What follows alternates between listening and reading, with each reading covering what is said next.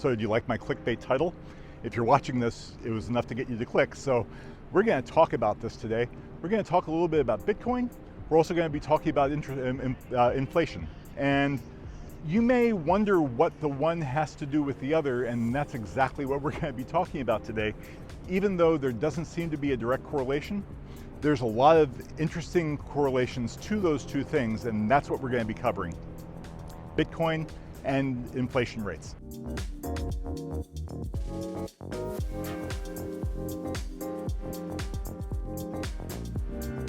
When you go out there, there's a lot of very, very passionate advocates of Bitcoin out there, and there's just as many people who are detracting from it, saying it's not tied to anything, it's funny money and all the rest of it. And you have the people who are proponents of Bitcoin, and they're saying, no, you just don't understand. You're, okay, boomer, get on the train, you're going to be able to figure it out.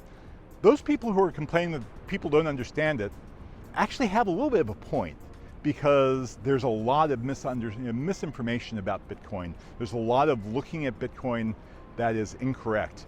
There's also, I'd say, the people who are complaining that people don't understand it possibly don't understand it also, and that's what we're going to talk about today. We're going to talk a little bit about some of the key information that you might need to be able to really understand what Bitcoin is all about. But to understand Bitcoin, first of all, you have to understand money, and that's the more important and that's the more frightening thing that people don't really get. People know about money, you're brought up understanding what a dollar is and how things are traded and all the rest of it. And then you hear the news and people will complain that, oh, well, the government is just doing this tax and spend, they're just printing new money. And to an extent that's correct, but not for the reason why they're thinking. But to a greater extent, most people don't really get where money comes from. Money doesn't come from, the president or Congress calling up the Federal Reserve and say, hey, can you run off another 1,000 bills for us? We really need to pay for these new initiatives.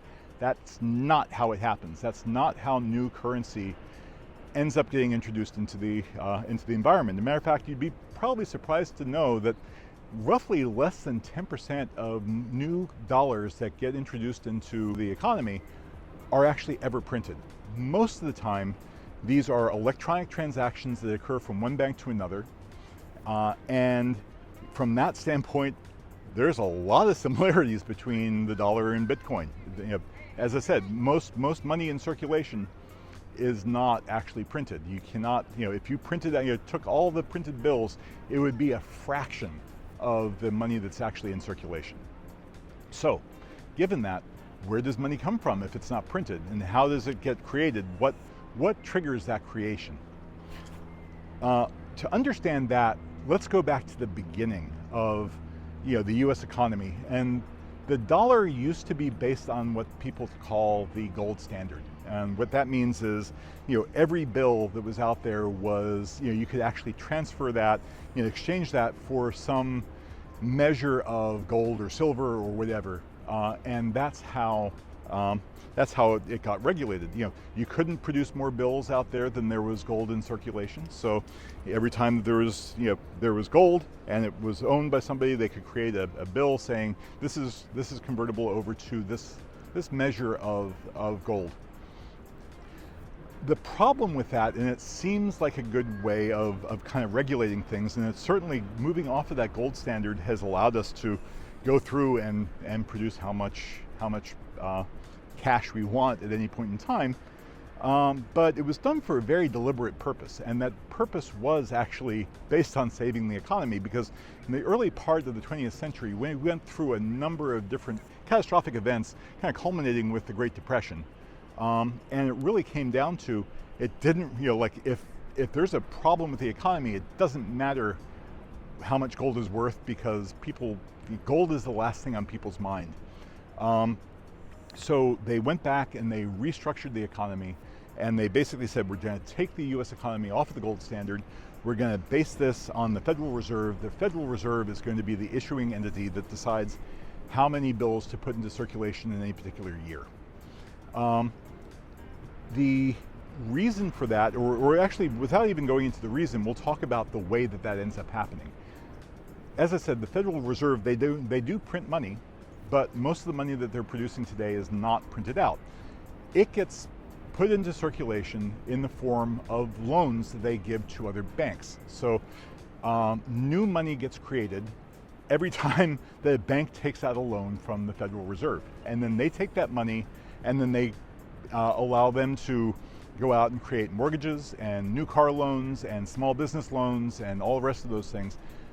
That is how money ends up getting created. It becomes, it's this wire transfer that occurs from the Federal Reserve to the bank, and the bank ends up creating these financial instruments like mortgages that get transferred down to us. So when new money gets produced, that new money isn't being produced to pay off debt.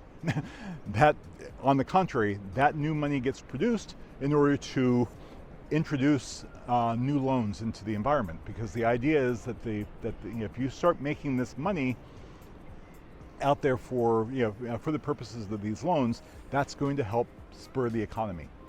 The Federal Reserve controls the economy very carefully by adjusting those interest rates. The higher the interest rate is, the less attractive it is to borrow money, and that's going to have a cooling effect on the economy. If they make those interest rates rock bottom, and they've been rock bottom for the last several years, it's basically free money, and it's a big shot in the arm for the economy. People go in and they start buying things, and they start buying new cars, they start buying new houses, they start building new businesses, all those things. But unfortunately, when you have historically low interest rates for a long period of time, what ends up happening is eventually you start getting a lot of money in the economy, and then inflation starts going up. And when inflation starts going up, the Federal Reserve typically responds by dialing back that knob on the interest rates, make the interest rates go down. It puts a brake on the new loans that get issued and allows the economy to kind of catch up with where it needs to be. The US economy, despite what anybody would like you to believe, the US economy is actually based on the concept that a certain amount of inflation is actually desirable. Like 1 to 2%, perfect. They don't. Deflation is horrible, inflation is bad. But we run really well on a limited, controlled amount of inflation every year. It allows for things like those new loans.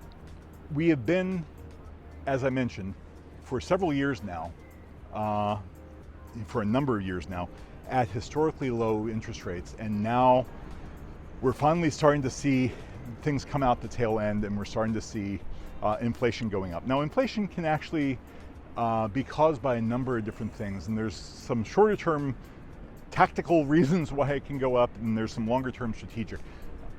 Interest rates are the long term strategic reason why inflation happens. There can be shorter term things like when there's a fuel shortage and fuel prices go up, and when fuel prices go up, everything that relies on fuel ends up going up in price as well. But those are usually very short-term events.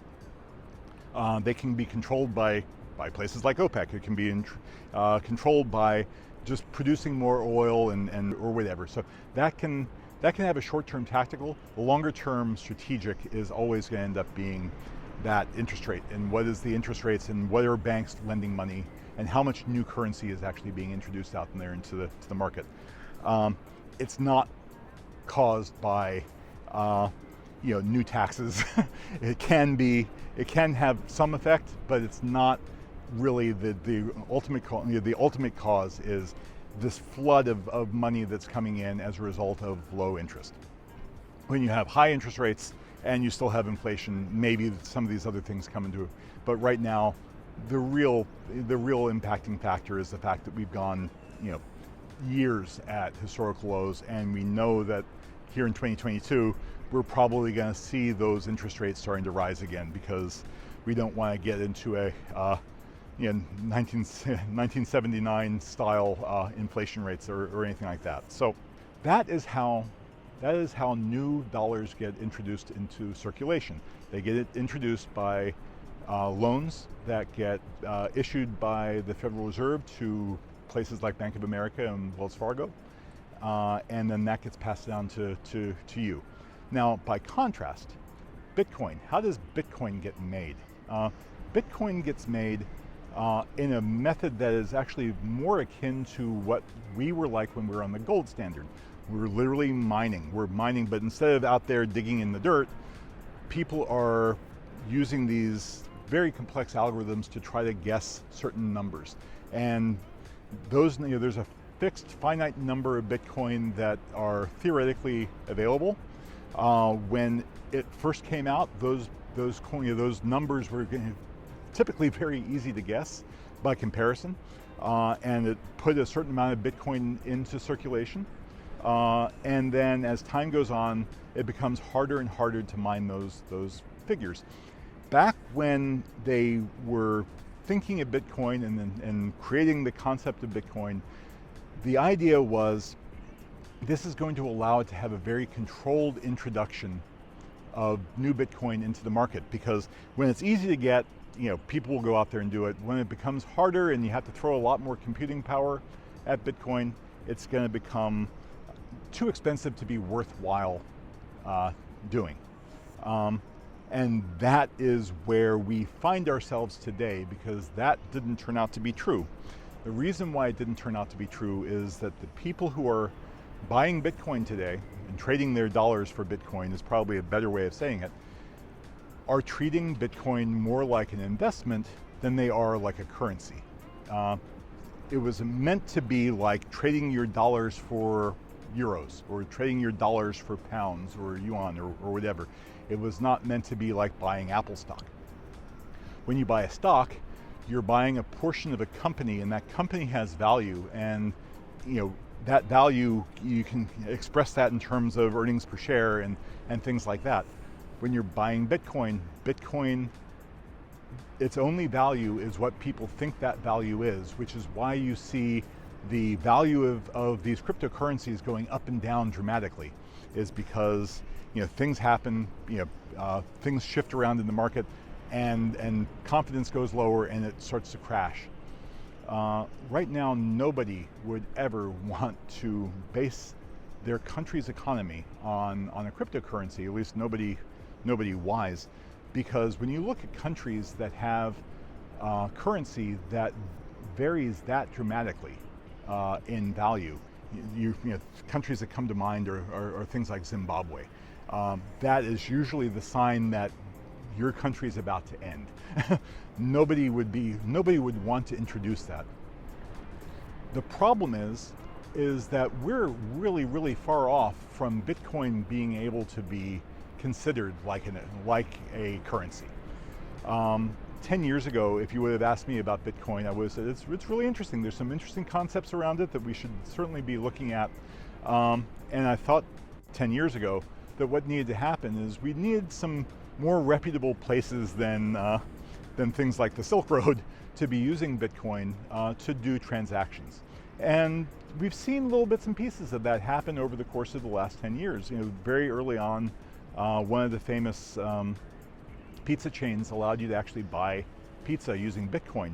That turned out to be a huge mistake for the people who bought that pizza, because if you took the value of that pizza, which was about $20, and you held on to that Bitcoin until now, that Bitcoin would probably be worth about $800,000 today. So given those kind of dramatic increases, who's going to ever want to spend their Bitcoin? They're absolutely going to want to sit on it and just keep it in their pocket, keep it in savings, because it's going to keep on going up in value. And that's not what's supposed to happen with a currency. You're not supposed to be able to take your dollars and shove them under your mattress and have it worth 500 times more 10 years from now.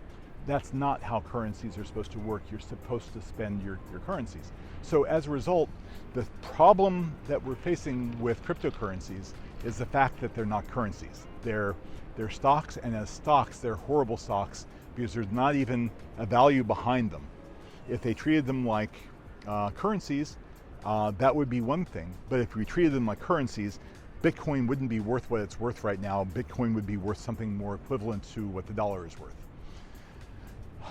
The big difference between the US dollar and Bitcoin is there is, for better or for worse, a regulatory body behind it that's looking at what's going on in the economy and then turning that dial up or down, trying to make sure that the economy does as well as it can. There is somebody actively doing that dial. That dial doesn't exist with Bitcoin. The dial in Bitcoin was supposed to be that as time goes on, it becomes more and more expensive to mine the Bitcoin, and that was supposed to detract people from continuing to mine it until Bitcoin actually caught up in common usage. The problem is that using it like a stock as opposed to a currency, we've made it worth mining it. We've made it worth having entire warehouses full of servers to mine this, and hundreds of thousands of dollars worth of energy pouring into the cooling and and running these data centers.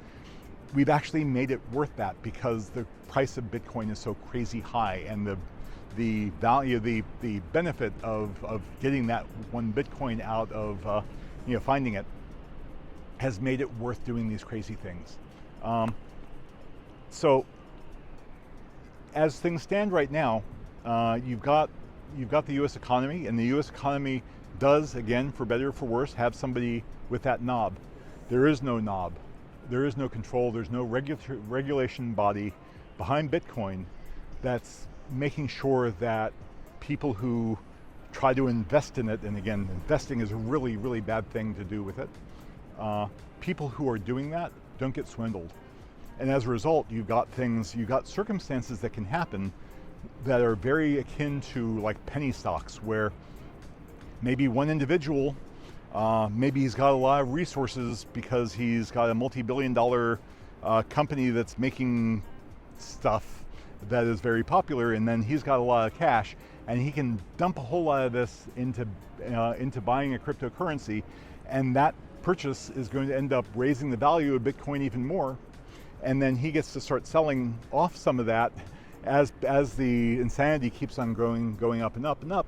So the person who did that major transaction is going to benefit, but he's basically creating a wave that a lot of people are riding that's ultimately going to end up crashing on them as well. He benefits.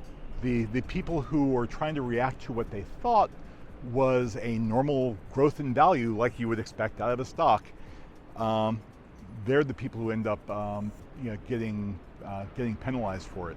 So ultimately, the key takeaways here is, number one, it's interesting to figure out where money actually comes from, because most people don't really understand it. So I hope that you're walking away with a little bit more understanding as to not just where Bitcoin comes from, but where the dollar comes from when new dollars are issued. They're not getting issued because Congress calls up the Federal Reserve and says, print us out another $10 trillion, and it's not getting produced because we have a deficit that we need to pay down.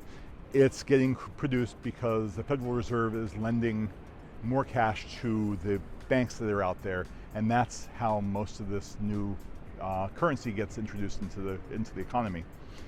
With everything, all the propaganda that you hear from both sides about this, that's the reality. And the way to protect yourself from this is to know that interest rates are going to be going up in 2022. They have to, in order to be able to put the brakes on inflation if inflation keeps on continuing. The other takeaway is that there's no such thing in Bitcoin. Bitcoin is an interesting currency if it was treated like a currency, but there's no sign of it ever being able to return to being a currency. And I say Bitcoin. Bitcoin is a cyber currency, just the same way as Dogecoin or Ethereum or any of these other things. They're all basically in that same boat. There's no regulatory body that's out there to protect the consumer. Because it's a currency, it's treated differently. It's not treated like a stock, and if it was a stock, there would be things that would be put into place to help protect the consumer, and there's nothing like that. So we're in the Wild West with cryptocurrency, and just be careful with those types of investments. It's about as safe to go out and invest in that as if you happen to drop some money into a slot machine. It could go up, it could go down. But even a slot machine has regulations associated to make sure that people don't get ripped off. I hope that you found this interesting. I'm sure that there are going to be people who are listening to this who are going to want to respond that, Druce, you just don't understand. Please feel free to start a flame war in my comments below. I really would like to hear from you. And if you like if you think that this is valuable, I've actually got another couple of series about venture capital funding. You might want to go back into my my feed and take a look at some of those. Or feel free to like and subscribe. I try to come up with videos like this as I have time to do them, and I'd love to hear from you. So have a great day. I'm Druce McFarlane, and look forward to speaking to you.